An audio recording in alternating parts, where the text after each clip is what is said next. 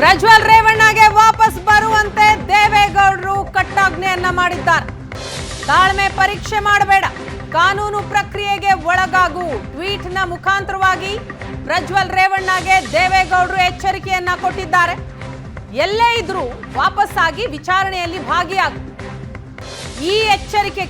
ಈ ಎಚ್ಚರಿಕೆಗೆ ಮನ್ನಣೆ ಕೊಡದೆ ಹೋದಲ್ಲಿ ಕುಟುಂಬದವರ ಕೋಪ ಎದುರಿಸಬೇಕಾಗುತ್ತೆ ಅಂತಲೂ ಕೂಡ ಟ್ವೀಟ್ ಮಾಡಿದ್ದಾರೆ ದೇವೇಗೌಡರು. ಎಚ್ಚರಿಕೆಗೆ ತಲೆಬಾಗದೆ ಹೋದ್ರೆ ಮನೆಯವರ ಕಣ್ಣಲ್ಲಿ ಏಕಾಂಗಿ ಆಗ್ತಾನೆ. ಪ್ರಜ್ವಲ್ ರೇವಣ್ಣ ಎಲ್ಲೇ ಇದ್ರು ಪೊಲೀಸರ ಮುಂದೆ ಶರಣಾಗಲಿ. ಪೊಲೀಸರ ಮುಂದೆ ಶರಣಾಗಿ ವಿಚಾರಣೆಯನ್ನ ಎದುರಿಸಬೇಕು. ಇದು ಪ್ರಜ್ವಲ್ಗೆ ನಾನು ಕೊಡ್ತಾ ಇರೋ ಎಚ್ಚರಿಕೆ ಅಂತ ದೇವೇಗೌಡರು ಟ್ವೀಟ್ ಮಾಡಿದ್ದಾರೆ. ಪ್ರಜ್ವಲ್ ಎಸಗಿದ್ದಾನೆ ಅಂತ ಹೇಳಲಾದಂತಹ ತಪ್ಪುಗಳನ್ನ ತೀರ್ಮಾನಿಸಲು ಕಾನೂನಿದೆ. ನನ್ನ ಬಗ್ಗೆ ಅವನಿಗೆ ಗೌರವ ಇದ್ರೆ ಅವನು ಕೂಡಲೇ ಹಿಂತಿರುಗಿ ಬರಲಿ. ನಾನಾಗ್ಲಿ ಕುಟುಂಬವಾಗ್ಲಿ ತನಿಖೆಯಲ್ಲಿ ಹಸ್ತಕ್ಷೇಪ ಮಾಡಲ್ಲ. ಪ್ರಜ್ವಲ್ ಎಸಗಿದ್ದಾನೆ ಎನ್ನಲಾದ ತಪ್ಪುಗಳ ತೀರ್ಮಾನಿಸಲು ಕಾನೂನಿದೆ. ನನ್ನ ಬಗ್ಗೆ ಅವನಿಗೆ ಗೌರವ ಇದ್ರೆ ಈ ತಕ್ಷಣವೇ ಹಿಂತಿರುಗಿ ಬರಲಿ. ನಾನಾಗ್ಲಿ ಕುಟುಂಬವಾಗಲಿ ತನಿಖೆಯಲ್ಲಿ ಯಾವುದೇ ಹಸ್ತಕ್ಷೇಪ ಮಾಡಲ್ಲ. ಅನ್ಯಾಯಕ್ಕೆ ಒಳಗಾಗಿರುವ ಎಲ್ಲರಿಗೂ ನ್ಯಾಯ ಸಿಗೋದಷ್ಟೇ ಮುಖ್ಯ. ಜನರ ವಿಶ್ವಾಸ ಮರಳಿ ಪಡೆಯೋದಷ್ಟೇ ನನ್ನ ಗುರಿ ಅಂತ ದೇವೇಗೌಡರು ಹೇಳಿದ್ದಾರೆ. ನನ್ನ ಜನರ ವಿರುದ್ಧ ನಾನು ನಡೆದುಕೊಳ್ಳುವುದಿಲ್ಲ ಅಂತ ದೇವೇಗೌಡರು ಟ್ವೀಟ್ನ ಮುಖಾಂತರ ಹೇಳಿದ್ದಾರೆ.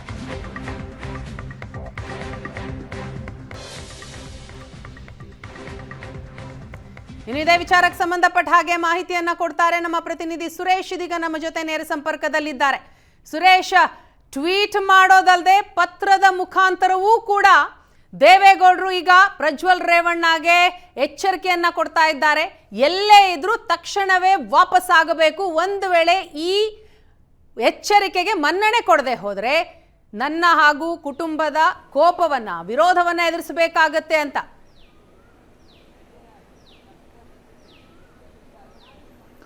ವೀಣಾ, ಹೌದು. ಪ್ರಜ್ವಲ್ ರೇವಣ್ಣ ಪ್ರಕರಣ ಬೆಳಕಿಗೆ ಬಂದ ಬಳಿಕ ದೇವೇಗೌಡರು ಇದೇ ಮೊದಲ ಬಾರಿಗೆ ಈ ರೀತಿಯಾದಂತಹ ಪ್ರತಿಕ್ರಿಯೆಯನ್ನು ನೀಡಿರುವಂಥದ್ದು.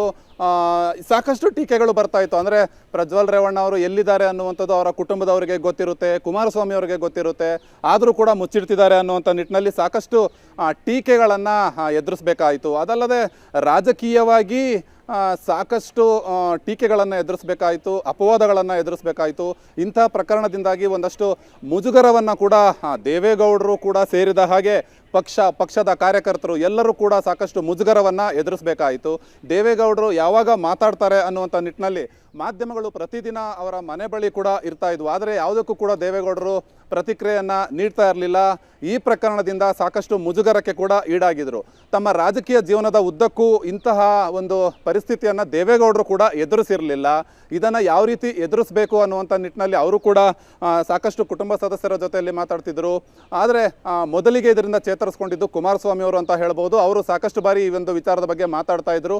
2 ದಿನಗಳ ಹಿಂದೆ ಪ್ರಜ್ವಲ್ಗೆ ಬಹಿರಂಗವಾಗಿ ಮಾಧ್ಯಮಗಳ ಮೂಲಕ ಒಂದು ಎಚ್ಚರಿಕೆಯನ್ನು ಕೂಡ ಕೊಟ್ಟರು. ತಕ್ಷಣ ದೇವೇಗೌಡರ ಮಾತಿಗೆ ಬೆಲೆ ಕೊಡೋದಾದರೆ, ದೇವೇಗೌಡರಿಗೆ ಬೆಲೆ ಕೊಡೋದಿದ್ರೆ, ಕಾರ್ಯಕರ್ತರಿಗೆ ಬೆಲೆ ಕೊಡೋದಿದ್ರೆ ತಕ್ಷಣ ಎಲ್ಲೇ ಇದ್ರೂ ಕೂಡ ವಾಪಸ್ ಬರಬೇಕು, SIT ಮುಂದೆ ಹಾಜರಾಗಿ ತನಿಖೆಯನ್ನು ಎದುರಿಸಬೇಕು ಅನ್ನುವಂಥ ಒಂದು ಬಹಿರಂಗ ಕರೆಯನ್ನು ಕೂಡ ಕುಮಾರಸ್ವಾಮಿ ಅವರು ಕೊಟ್ಟರು. ಅದರ ಮುಂದುವರೆದ ಭಾಗವಾಗಿ ಇದೀಗ ದೇವೇಗೌಡರು ಒಂದು ಪತ್ರವನ್ನು ಬರೆದಿರುವಂಥದ್ದು ಮತ್ತು ಟ್ವೀಟನ್ನು ಕೂಡ ಮಾಡಿರುವಂಥದ್ದು. ಪ್ರಜ್ವಲ್ ಎಲ್ಲೇ ಇದ್ರೂ ಕೂಡ ನಾನು ಎಚ್ಚರಿಕೆಯನ್ನು ಕೊಡ್ತಾ ಇದ್ದೀನಿ ಈ ಒಂದು ಪತ್ರದ ಮೂಲಕ. ತಕ್ಷಣ ಬಂದು SIT ಮುಂದೆ ಹಾಜರಾಗಬೇಕು, ತನಿಖೆಯನ್ನು ಎದುರಿಸಬೇಕು. ಈ ಒಂದು ಪ್ರಕರಣದಿಂದ ಕಾರ್ಯಕರ್ತರು ಸೇರಿದಂತೆ ಪಕ್ಷದ ಅನೇಕ ಹಿರಿಯರು ಕೂಡ ಸಾಕಷ್ಟು ನೊಂದಿದ್ದಾರೆ. ಈ ಪ್ರಕರಣ ಸಾಕಷ್ಟು ಮುಜುಗರವನ್ನು ಕೂಡ ತಂದಿದೆ. ಹಾಗಾಗಿ ತಕ್ಷಣ ಬಂದು SIT ಮುಂದೆ ಹಾಜರಾಗಿ ತನಿಖೆಯನ್ನು ಎದುರಿಸಬೇಕು. ಒಂದು ವೇಳೆ ನನ್ನ ಮಾತಿಗೆ ಬೆಲೆಯನ್ನು ಕೊಡದೇ ಇದ್ದಂಥ ಪಕ್ಷದಲ್ಲಿ ನನ್ನ ಹಾಗೂ ಕುಟುಂಬದವರ ಕೆಂಗಣ್ಣಿಗೆ ಗುರಿಯಾಗಬೇಕಾಗುತ್ತೆ ಅನ್ನುವಂಥ ಒಂದು ಬಹಿರಂಗವಾದಂಥ ಎಚ್ಚರಿಕೆಯನ್ನು ಕೂಡ ಇದೀಗ ದೇವೇಗೌಡರು ಈ ಒಂದು ಪತ್ರದ ಮೂಲಕ ಕೊಟ್ಟಿರುವಂಥದ್ದು.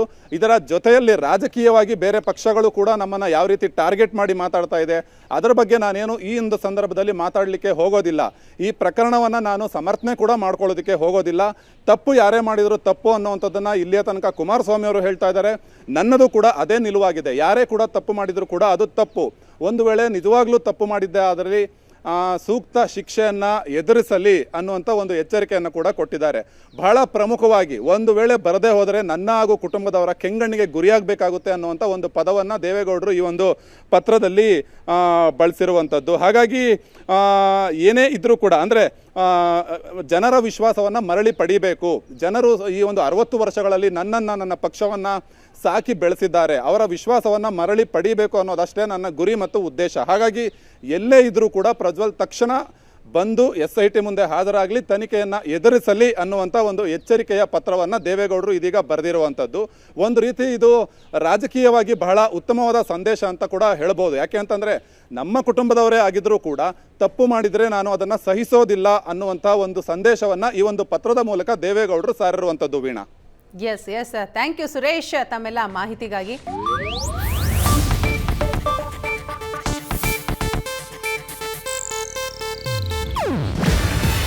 ಇದು ಏಷ್ಯಾನೆಟ್ ನ್ಯೂಸ್ ನೆಟ್ವರ್ಕ್ ಪ್ರಸ್ತುತಿ. ನೀವು ನೋಡ್ತಿದ್ದೀರಾ ಏಷ್ಯಾನೆಟ್ ಸುವರ್ಣ ನ್ಯೂಸ್.